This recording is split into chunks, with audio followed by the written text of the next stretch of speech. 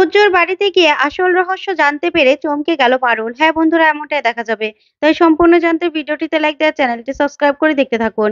গল্পের শুরুতেই দেখা যাবে পারুল সুমেধাদের ভিতরে আসতে বলে। তারপরে সুমেধারা রিসেপশন থেকে ভিতরে চলে গেলেই সেখানে বসে থাকে ওমকার। বসে নিজের জুতার ফিতা বাঁধছিল। ঠিক তখনই রায়ান সেখানে চলে আসে। এসেই ওমকারকে দেখে চমকে যায় আর বলে, কি ব্যাপার, ওমকার এখানে মনে হলো দেখলাম, কিন্তু ওমকার এখানে কেন আসবে? না না, ওমকার এসেছে তার মানে কি পারুলও এসেছে?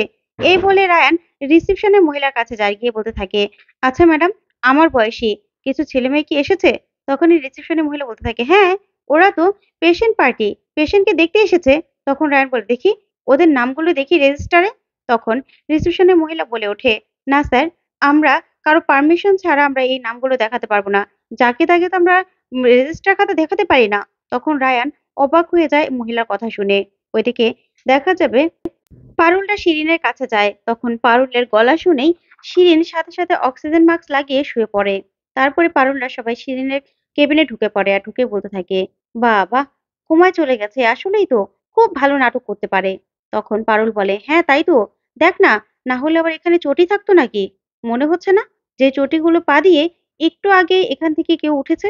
তখন শিরিন মনে মনে বলতে থাকে, সর্বনাশ, এবার তো আমি নিশ্চিত ধরা পড়ে গেছি। না, যাই হয়ে যাক না কেন, আমি কিছুতেই আমার জায়গা ছেড়ে উঠবো না, কিছুতে উঠবো না। তখন পারুল বলতে থাকে, হ্যাঁ দেখ না, কি ভালো নাটক করছে। তখন সুশ্রী বলতে থাকে, তাই তো, নাটকে না শিরিনকে একদম ফার্স্ট প্রাইজ পাবে, বুঝতে পেরেছিস? ওকে নাটকেই নাম দিয়ে দিতে হবে, এত ভালো অভিনয় করছে। তারপরে পারুল বলে, দাঁড়া দাঁড়া, ওর অভিনয় আমি বের করছি। এই শিরিনকে ওঠ ওঠ। কিন্তু শিরিন একটু নড়াচড়া করে না। তখন পারুল বলে, দাঁড়া, তোর আমি এই নাটক করা বের করছি। আমার না ব্যাগের মধ্যে এমন একটা ইনজেকশন এনেছি না, ও যদি কোমায় নাও যেয়ে থাকে না, আজকে গরুর ইনজেকশন দিলেই ও কোমায় চলে যাবে। তখনই মোটা সিরিজের একটা ইনজেকশন বের করে পারুল। তখন শিরিন মনে মনে বলে, সর্বনাশ করেছে, এবারে ইনজেকশনটা আমাকে দিয়ে দেবে নাকি? রায়ান তুই কোথায়, আমাকে বাঁচা। তখন এই কথা ভেবে খুব ভয় পেতে থাকে শিরিন। তারপরে পারুল ইনজেকশনটা বের করেই সুমেধাকে বলতে থাকে, সুমেধা, দেখেছো এটা কিসের? এটা হলো মহিষের গায়ে দেয়, বুঝতে পেরেছো? এটা মহিষের গায়ে দেয়, এটা দিলে না সেই মানুষ আর কখনো উঠে দাঁড়াতে পারবে না।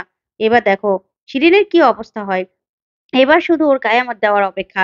এই বলেই যেই ইনজেকশনটা দেবে তখনই শিরিন বলে ওঠে, কোথায় আমি, কোথায়? তখন পারুল বলতে থাকে, ওগো শিরিন গে মা, তোমার জ্ঞান ফিরেছে তাই না?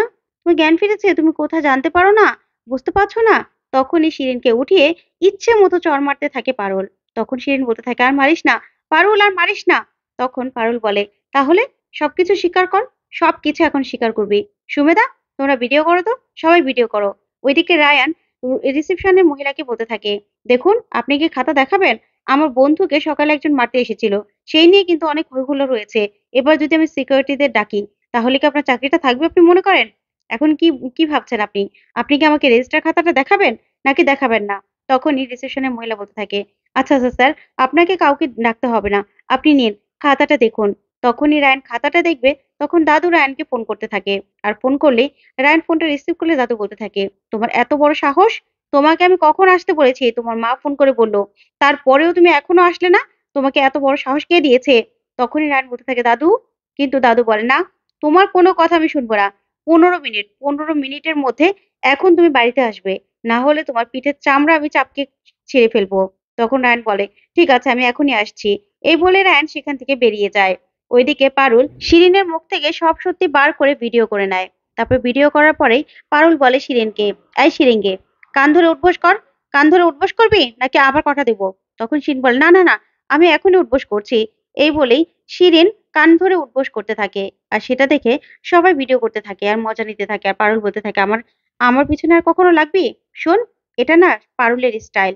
পারুল যা করে সামনাসামনি করে, তোদের মতো পিছন থেকে করে না, বুঝতে পেরেছিস? আর কোনোদিনও যদি আমার পেছনে লাগিস না, তাহলে দেখবি তোর কি অবস্থা করি। তারপরে পারুল সেখান থেকে বেরিয়ে যায়। ওইদিকে শিরিনের বন্ধুরা সবাই মিলে বলতে থাকে, শিরিনকে রেখে কখন চলে এসেছি, আসলে ওখানে থাকাটা সম্ভব ছিল না, তাই তো চলে আসলাম, কিন্তু ওদিকে তো কোনো খবরও পাচ্ছি না। তখন অভ্যুদয় বলতে থাকে, আমি বলেছি না পারুল আবার আসবে, দেখিস পারুল কিছু না কিছু উপায় করবেই, আজকে কি অবস্থা হয় কে জানে। তখনই শিরিন ওর বন্ধুকে ফোন করে। সুস্মিতা ফোনটা ধরে বলতে থাকে, হ্যাঁ শিরিন, ওইদিকে ঠিক আছিস তো সব? তখন শিরিন কাঁদতে থাকে, বলতে থাকে, না রে, আর কিছুই ঠিক নেই। এখানে পারুল ও দলবল নিয়ে চলে এসেছিল। তারপরে আমাকে মেরে আমার মুখ থেকে সব সত্যি বের করে ওরা ভিডিও করে নিয়েছে। তখন ওর বন্ধুরা সবাই ভয় পেয়ে যায় আর বলতে থাকে, কি বলছিস তুই? রায়ান থাকতে এটা হলো কি করে? তখন শিন বলে, না, দাদুর ফোনের জন্য রায়ানকে বেরিয়ে যেতে হয়েছে। তারপরে পারুল ও দলবল নিয়ে এখানে চলে এসেছিল। এখন কি করব আমি? তখন সুস্মিতারা বলতে থাকে, দাঁড়া, আমরা এখনই আসছি, তুই চিন্তা করিস না। এই বলে ফোন রেখেই সুস্মিতা বলতে থাকে, না, এখনই আমি ফোনটা সুইচ অফ করে দেবো। এই বলে ফোনটা সুইচ অফ করে বলতে থাকে, না না, ওই শিরিনের সঙ্গে না আমি আর থাকবো না। ওর জন্য বারবার কেস খাই। এবার আমি সোজাসুজি না করে দেবো যে না, এসবের মধ্যে আমি ছিলাম না। আসলে আমরা হসপিটাল থেকে বেরিয়ে এসে না খুব ভালো কাজ করেছি। তখন অভয় বলতে থাকে, আমি তোদের বললাম না যে পারুল আবার আসবে হসপিটালে? পারুল যে ডেঞ্জারাস, ওর সঙ্গে যতবার আমরা পাঙ্গা নিয়েছি ততবার গোহারা হেরেছি এই শিরিনের জন্য। না না, আমি এসবের মধ্যে আর নেই। তখন সবাই মিলে বলে, হ্যাঁ তাই তো, শিরিনের জন্য বারবার করে আমরা কেস খাচ্ছি। না, ওর সঙ্গে আমরা আর নেই। তোরা না এক কাজ কর, সবাই সবাই মিলে ওকে ব্লক করে দে। তারপরে সব জায়গা থেকে ব্লক কর, ও যেন আমাদের সঙ্গে কোনো যোগাযোগ করতে না পারে। তখন সুস্মিতা বলে, এটা কি ঠিক হবে? তখন রেশমিকা বলে, একদম ঠিক হবে। ওর জন্য আমরা কেস খেতে পারবো না। আমাদের লাইফটা পুরো হেল হয়ে যাবে। সবাই বন্ধ করে দে। ওইদিকে শিরিন একা একা বসে বলতে থাকে, এখনো কেন আসছে না? কেন আসছে না? আমার তো রাতটাও কাটছে না। না না, আমি আবার ফোন করি তো ওদের। তখন সবার ফোনে ফোন করে দেখে সবার ফোনে সুইচ অফ আর সবাই ওকে ব্লক করে দিয়েছে। তখন শিরিন বলে, আমাকে সবাই ব্লক করে দিল, এখন আমি কি করব? রায়ানও তো ফোনটা ধরছে না, কি করব আমি? আমি তো পুরো ফেঁসে গেলাম, ফেঁসে গেলাম আমি। এই বলে শিরিন কান্না করতে থাকে। ওইদিকে রায়ান বলতে থাকে, না, আমাকে যে করে হোক তাড়াতাড়ি করে বাড়ি ফিরতেই হবে, এখন কারো ফোন ধরা যাবে না। এই বলে মোটরসাইকেল নিয়ে যেতে থাকে রায়ান। তখনই সেখানে তুর্য ছদ্মবেশ নিয়ে বসেছিল। তারপরে রায়ানের মোটরসাইকেলটাকে লাঠি দিয়ে বাড়ি দিয়ে ফেলে দেয়। তখন রায়ান পড়ে গিয়ে বলতে থাকে, কে? কে তুমি? তখন তুর্য রায়ানের সামনে বন্দুক ধরে আর বলতে থাকে, রায়ান বসু, তোমার সময় সব ফুরিয়ে এসেছে। এবার আশুতোষ বসুর সব শেষ করে দেবো আমি, সব শেষ করে দেবো আমি। এই বলে তুর্য যখনই রায়ানকে গুলি করবে তখন সেখান দিয়ে যাচ্ছিল পারুল। আর পারুল এই কাণ্ড দেখে সঙ্গে সঙ্গে দৌড়ে আসে আর রায়ানের সামনে দাঁড়িয়ে পড়ে। তখনই তুর্য মনে মনে বলতে থাকে, পারুল, তুমি কোথা থেকে চলে আসলে? কোথা থেকে আসলে? না, তোমার কোনো ক্ষতি তো আমি হতে দিতে পারবো না, কোনো ক্ষতি হতে দিতে পারবো না। তখনই তুর্য এদিক ওদিক ঘুরতে থাকে রায়ানকে গুলি করার জন্য আর পারুলও ঘুরতে থাকে। তারপরে পারুল একটা ইট ছুঁড়ে মারে তুর্যর হাতে আর তুর্যর হাত থেকে সাথে সাথে বন্দুকটা পড়ে যায়। তখনই ছুটে যায় তুর্যকে ধরতে, কিন্তু তুর্য কিছুতেই ধরা দেয় না। তখন তুর্য মনে মনে বলে, না পারুল, তুমি কেন আমার পিছনে ছুটছো? কেন? না, আমি তোমার কোনো ক্ষতি হতে দিতে পারবো না, কোনো ক্ষতি হতে দিতে পারবো না। তখন পারুল বলতে থাকে, কে তুমি? কে তুমি? কেন রায়ানকে খুন করতে এসেছো? কেন? কে তুমি? তখনই তুর্য একটা ধোঁয়া বোম ছুঁড়েই সেখান থেকে পালিয়ে যায়। তখন পারুল রায়ানকে বলতে থাকে, রায়ান তুই কোথায়? কোথায় তুই? তখনই রায়ান পারুলকে জড়িয়ে ধরে আর বলতে থাকে, পারুল, কোথায় গেল লোকটা? তখন পারুল বলে, সেটা পরে দেখা যাবে, চল, তাড়াতাড়ি চল, বাড়িতে যাই। ওইদিকে দাদু খুব চিন্তা করতে থাকে আর বলতে থাকে, ছেলেটাকে না মানুষ করতে পারোনি, মানুষ করতে পারোনি, এখনো আসলো না। তখনই রায়ান আর পারুল সেখানে গিয়ে দাঁড়ায়। তারপর দাদু বলতে থাকে, কি রাজপুত্র, এখন আসার সময় হয়েছে? তখনই রায়ানকে গুলি করতে আসার কথাগুলো ভেবেই নার্ভাস হয়ে যায়। তখন রায়ানের মা বলতে থাকে, রায়ান, কি হয়েছে বাবা? তোর নাক মুখ এত শুকনো লাগছে কেন? তখন পারুল বলে, আসলে কাকিমা, হসপিটালে না একটা ডেড বডি দেখে ওর অবস্থা এরকম হয়ে গেছে। আচ্ছা রায়ান, তুই ঘরে যা, ঘরে যা, তুই রেস্ট নে। তারপরে রায়ানকে ঘরে পাঠিয়ে দেয়। তখন সবাই মিলে পারুলকে জিজ্ঞাসা করলেও পারুল কিছুই বলে না আর বলতে থাকে, না, সব ঠিক আছে। তারপরে পারুল ফ্রেশ হয়ে রায়ানের কাছে যায়, গিয়ে বলতে থাকে, আচ্ছা রায়ান, তোকে কে মারতে চায় বলতো? তখন রায়ান বলতে থাকে, আমিও তো জানি না, আমার কার সঙ্গে শত্রুতা থাকবে? না না, আমি তো জানি না কে আমাকে মারতে চায়।